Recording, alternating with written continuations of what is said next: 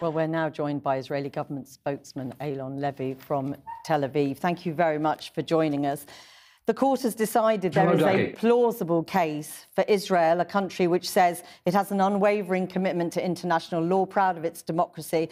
There is a plausible case for it to answer that it might be guilty of the crime of genocide. It is a damning day for Israel, isn't it? That's not exactly what the court said. The court said that it's not making any judgments on the merits of the case at all, or even the question of jurisdiction. What the court did was to reaffirm Israel's inherent right of self-defense, because South Africa tried to bring an action that would order it to cease its campaign against Hamas and abandon the hostages, and the court threw that out. The court has decided there is a plausible case. The court has decided there is a plausible case for Israel to answer on this question. The court has said very clearly it is making no determination whatsoever on the merits of the case or even the question of jurisdiction. The merits, of course, being completely absurd, because on October 7th, it was the Israeli people who were the victims of an act of genocide by Hamas death squads. And we are fighting now to bring Hamas to justice and bring back the hostages. Do I take it from what you say that despite the Prime Minister saying once again that the country's commitment to international law is unwavering, do I take it that Israel will not comply with the orders made today? Our commitment to international law is unwavering, irrespective of any ICJ proceedings, as, by the way, is our right of self-defense. Now, we're studying those provisional measures. They appear so far to reflect what our obligations are already. The court reminded Israel of obligations that we have already said from day one we are upholding. What the court did not say today, what the court did not say today is Israel should carry on as it has been doing.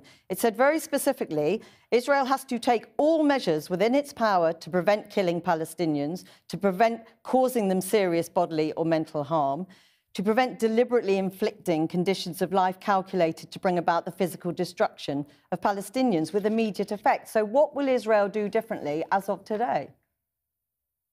We are going to continue with the unprecedented efforts that we have been making to minimize harm to civilians. We're dealing with a unique urban battlefield that no army in the history has dealt with, a terror organization that has spent 16 years deliberately embedding itself under schools, homes, and hospitals to try to use civilians as human shields, to try to manufacture a humanitarian crisis that will create outrage that will force Israel to desist. So could I just clarify?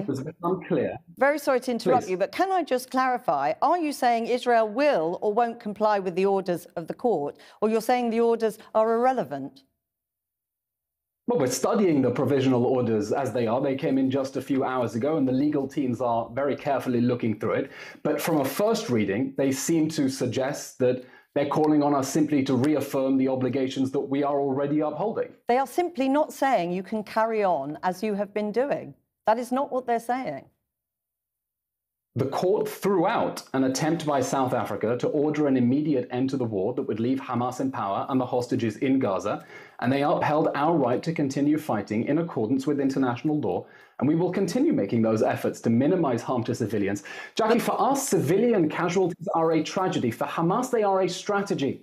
Hamas is deliberately trying to manufacture a humanitarian crisis and maximize civilian casualties, and we are working to thwart that strategy against the barbaric terror organization. Israel is signed up to the International Court of Judges, the International Court. Even the Israeli judge appointed by your government sided twice with the majority, including the ruling that Israel should immediately enable the provision of more aid and basic services for Gaza.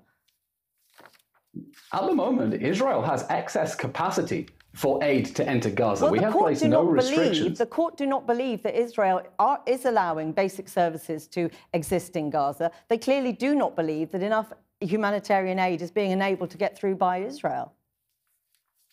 And that is not surprising, because look at where the court is getting its information from. It quoted UNRWA, the same organization that today admitted that it had terminated the contracts of members who had actively participated in the October 7 massacre. This is a deeply problematic organization that has been covering up the fact that Hamas is hijacking aid, covering up the presence of Hamas tunnels inside its schools and facilities. And this should serve as an urgent wake-up call about the quality of information, just if I could please complete my sentence, about the quality of information coming out of Gaza that Hamas is passing latching onto the deeply problematic organization of UNRWA. Well, can I just ask you, sorry, very, very quickly, the court's dealt very, very specifically with information, with things that have been said by Israeli ministers, by Israeli politicians. The Deputy Knesset Speaker saying Israelis had one goal, erasing the Gaza Strip from the face of the earth. The Heritage Minister suggesting Israel drop a nuclear bomb on Gaza. What will you do now if public figures say things like this? The court has made clear you must now prevent or punish incitement to genocide. If public figures say things like this now, what will your government do? When those remarks were made, the Prime Minister was very clear that they are absolutely detached from reality. What matters here when it comes to the court trying to ascertain genocidal intent is the decisions of the War Cabinet and the actions of the Israeli Defense Forces. And you see the deep attempts to try to mitigate harm to civilians, the unimpeded access of humanitarian aid, and that goes very clearly to show that this is a war against Hamas. As the Prime Minister, the Defense Minister, the War Cabinet, the Chief of Staff, those who actually make decisions have made abundantly clear. Eylon Levy, thank you very much for joining us this evening. Sorry we got to end it there.